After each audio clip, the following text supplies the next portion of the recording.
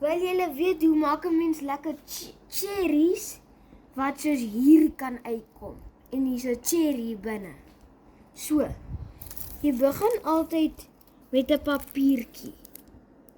En dan hierdie stingeltjie trek jy dit so af. En dan sit jy dit so in die bodem, daar sulke plekkie hier wees. Dan kan jy dit so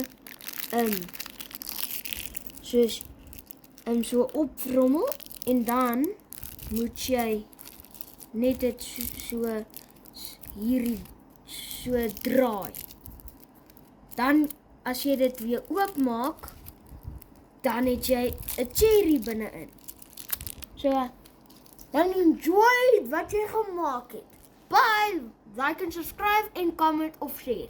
Bye.